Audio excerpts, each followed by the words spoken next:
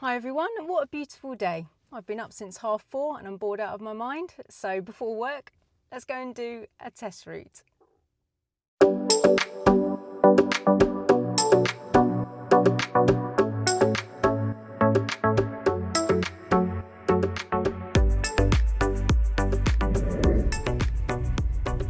Okay guys, let's start this from Sainsbury's Oakley in Cheltenham. So you could have done your Bay Park in the Sainsbury's that I've just driven past, and that is the hardest place that you can get the Bay Park because there is a double loop, I like to call it. The markings on the floor have a double loop. I think that Sainsbury's has basically developed it like that, so when people open their doors they don't crash their door into the other.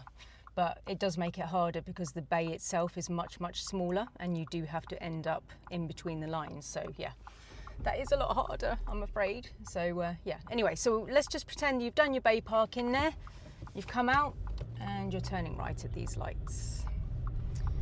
Okay, so I'm going to be driving down Priors Road here. Let's have a look at what this bike's doing. Checking my mirrors. Pedestrian crossing, this one is a pelican crossing, so if it has a flashing amber light then you may have to still give way to pedestrians who are still crossing the road. If not, then if there's no one there you can just drive straight through. So Priors Road has quite a lot of parked cars on it, so mirrors interior right to overtake here. Property is more important than paint, so I'm going over the line to protect the parked cars, and I'm obviously thinking about things like doors opening, pedestrians walking in between the cars and bikes and things like that. Checking to see if I can fit through the gap, 30 miles an hour.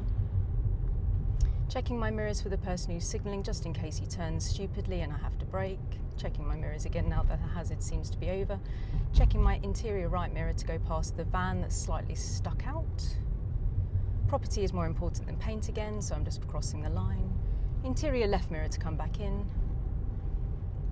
Looking at the road ahead, interior right mirror to see if I can overtake the parked car, just to make sure that no one's overtaking me.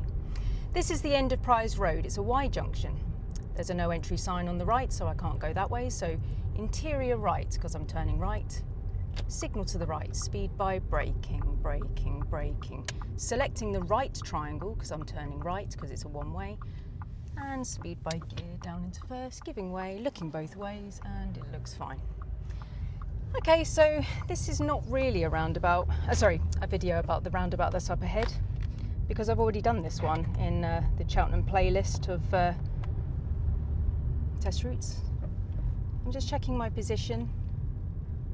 Okay, pedestrian is hard to see in the light, checking my mirrors. So I've done a video about this double mini roundabout already, so I'm going to link it in a card up the top now, mirrors. So I need to give way to potentially on the right for the first roundabout here. Check the video if you don't know what I'm talking about. Mirrors to the left, signal to the left, checking again. I've got lots of blockers. So guys, the card was up above. I'll put the card there for you to learn how to do the double mini roundabout in Prestbury. I've done a really thorough video about that already, so I don't really need to sort of waste any time on that right now. Flashing amber lights of the vehicle in front means slow moving vehicle. I'm going through a puffin crossing, PUF, pedestrian user friendly. So it's very good for elderly because there's a red man that they can see the red blob if they're partially sighted. And there's noises, and there's it's good for kids because it won't change back to green unless there's everybody off the crossing. Turning left at the roundabout. Staying off the hatch markings because it widens the turn. Checking my mirrors for slow moving traffic. Just for some information, check the no left turn sign. Underneath it, it says no left turn from 7:30 to 9:30, so it's not a no left turn at all times, checking the pedestrian. It's just 7:30 to 9:30, so otherwise I can drive in there. So I'm on a very strict 30. If you get this test route, very strict 30 at the moment. Now I'm coming into a national speed limit on this country road. I can do up to 60, checking my mirrors, interior right, especially to see if anyone's overtaking me. The top speed of this road is 60 miles an hour. However, I've got people in front of me. If I didn't have people in front of me, the examiner is going to expect 45 on the safest parts of the road as a minimum. You can fail for driving too slow on your driving test. So it's very important that on the safe parts of the road that you get your speed up. Yeah, I'm doing 46. I've got a clear distance between me and the car in front. It's dry conditions, so I'm 2 seconds behind the person in front. So I can monitor that by him passing an object and then me counting up to 2. Or sometimes I call it the fox test. If a fox stepped out in front of him, would I be able to stop in time if he emergency stopped? Okay, so I'm coming into a 50, guys. This is not a 30, guys. I've had people fail here before because they've mistaken that as a 30 mirrors. So slowing down slightly if necessary. And this is the bit I wanted to talk to you about. So we're turning left after the house with the windows, mirrors to the left, signal to the left, going in the dots. Yeah, we're going in this little slip road. If you don't do this, you will fail. Speed by brake, speed by gear into second, and turning, having beautiful position. Interior left is very, very common to coast here. Do not put the clutch down. Speed by braking, braking, braking, braking, braking, braking. That's it.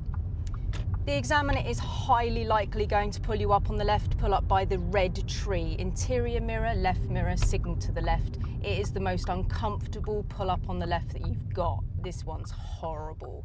Everybody hates this one. It is disgusting. It really causes havoc to the road. Even I don't like doing it. So now pull off when you're ready, checking from the left all the way round.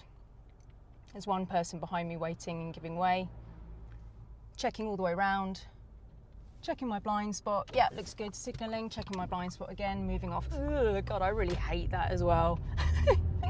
It just causes disruption. The examiner loves it. Oh, it's called the busy. So basically he does pull you up on the left to cause disruption. So I call it the important phone call pull up.